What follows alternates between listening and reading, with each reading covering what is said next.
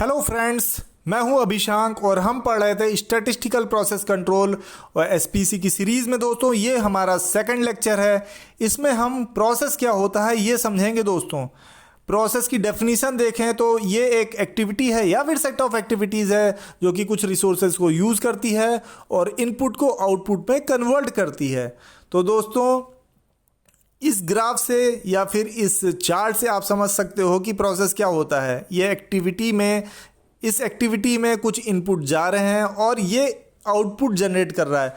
जो आउटपुट होते हैं दोस्तों वो डिज़ायर्ड आउटपुट होते हैं, यानी वो आउटपुट जिनकी हमें रिक्वायरमेंट है, जो हम आउटपुट हमें चाहिए।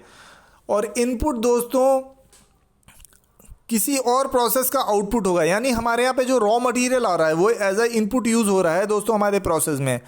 तो वो रॉ मटेरियल हम किसी सप्लायर से ले रहे हैं, उसके यहाँ पर जो उसकी फैक्ट्री में जो प्रोसेस चल रहा है उस प्रोसेस से वो रॉ मटेरियल जनरेट कर रहा है, यानी हमारे सप्लायर के प्रोसेस का आउटपुट है वो रॉ मटेरियल और उसको हम एज अ इनपुट यूज़ कर रहे हैं।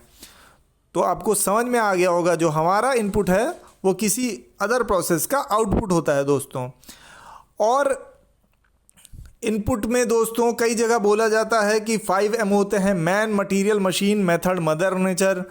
और कई जगह इन्हें मटेरियल को हटाकर मैन, मशीन, मदर नेचर और मेथड को रिसोर्सेज बोल देते हैं। बात एक ही है दोस्तों, यानी जो ये 5M है दोस्तों जो हमारी एक्टिविटी में, प्रोसेस एक्टिविटी में इन्वॉल्व हो रहे हैं और आउटपुट जनरेट कर रहे हैं, ये एज अ इनपुट उस एक्टिविटी के लिए वर्क कर रहे हैं।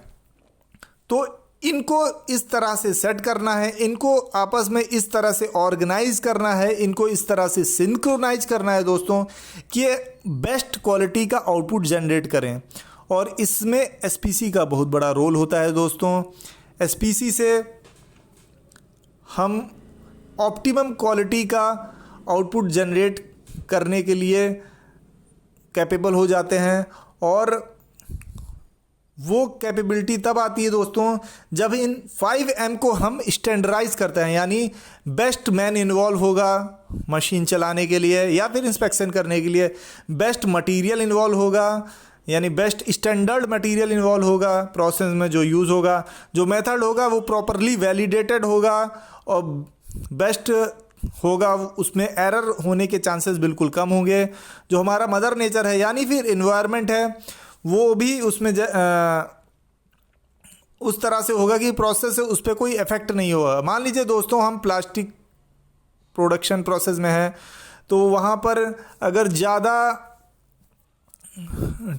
टेम्परेचर हो जाए एयर का या फिर कम टेम्परेचर हो जाए तो उससे प्लास्टिक की क्वालिटी पे इफ़ेक्ट पड़ सकता है। या फिर अगर हम शीट मेटल प्रोसेस में है और इन्वायरमेंट की ह्यूमिडिटी बढ़ जाए तो दोस्तों उसकी ह्यूमिडिटी रिड्यूस करना पड़ेगा, हमें उसका मॉइस्चर कंटेंट रिड्यूस करना पड़ेगा, नहीं तो हो सकता है कि रस्टिंग हो जाए। और फोमिंग प्रोसेस में है दोस्तों तो अगर इन्वायरमेंट का टेम्परेचर बढ़ जाएगा तो हमें केमिकल का टेम्परेचर डाउन करना पड़ेगा, उसे कुछ देर तक उसका टेम्परेचर कंट्रोल करना होगा जिससे कि हमारे प्रोडक्ट में कोई डिफेक्ट्स ना आए।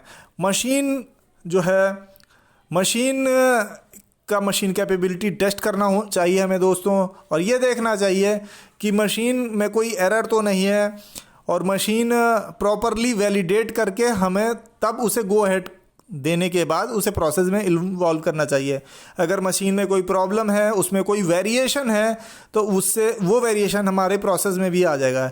यानी अगर कोई भी वेरिएशन हमारे मैन की तरफ से है, मटेरियल की तरफ से है, मेथड की तरफ से है, मदर नेचर की तरफ से है या फिर मशीन की तरफ से है तो वो वेरिएशन प्रोसेस होने के बाद आउटपुट में रिफ्लेक्ट हो जाता है दोस्तों।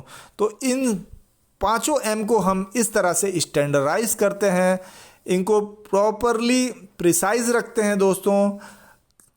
स्टैंडर्डाइज करने का मतलब है इनको एक विद इन स्पेसिफिकेशन रखना, इनकी स्पेसिफिकेशन डिसाइड करना और उस स्पेसिफिकेशन में उन्हें रखना जिससे कि बेस्ट क्वालिटी का आउटपुट हमें मिले।